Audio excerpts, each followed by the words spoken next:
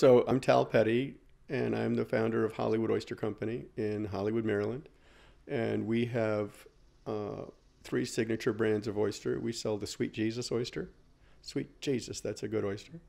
We sell the Va-Va-Voom oyster, because it's true what they say about oysters. And we sell the Hollywood oyster, of course, after our home in Hollywood, Maryland. We harvest 52 weeks a year, 3 days a week. And that is a lot of overhead to meet our distributors' shipping schedules, and because we're menued at many restaurants around the country. So farmed oysters, a wild oyster is a great product. All oysters are great.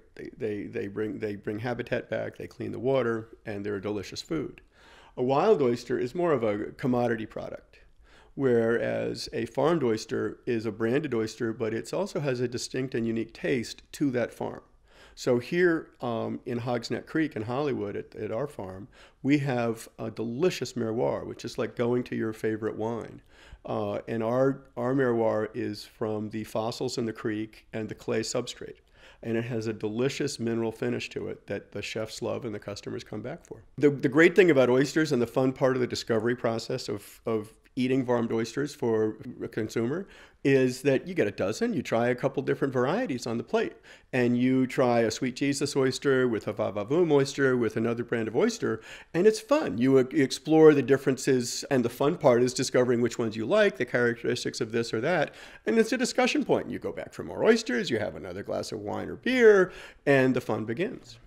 To me, I mean, oysters are filter feeders. And as a farmer, the beautiful thing is we have pristine waters. The Department of Environment tests the waters a couple times a month, and they eat microalgae, right? So they're filter feeders. So they filter water and they clean the bay.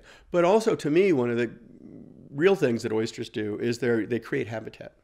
Right? So in the old days, the John Smith days, when you heard about the oyster reefs everywhere, but they were also creating they were cleaning the bay, but they were also habitat for eels, for fish, for all kinds of crabs and all of the grasses and things that come and go and make the bay a living, breathing space. And now we have cages all over our lease, and that's created sort of a moving reef, so to speak. It's really a habitat. So we put a cage of oysters in the water, and we come back 8 weeks later and we look at them, and you name it, the critters are all over there. And then you look in between the cages and you see the minnows, and then you see all the fish coming in to eat the minnows.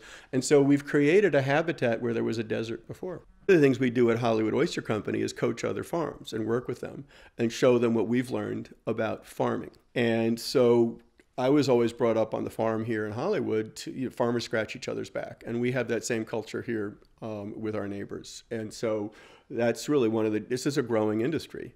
And one of the wonderful dynamics of growing it is we see issues or we see problems or benefits or things that work and things that don't work.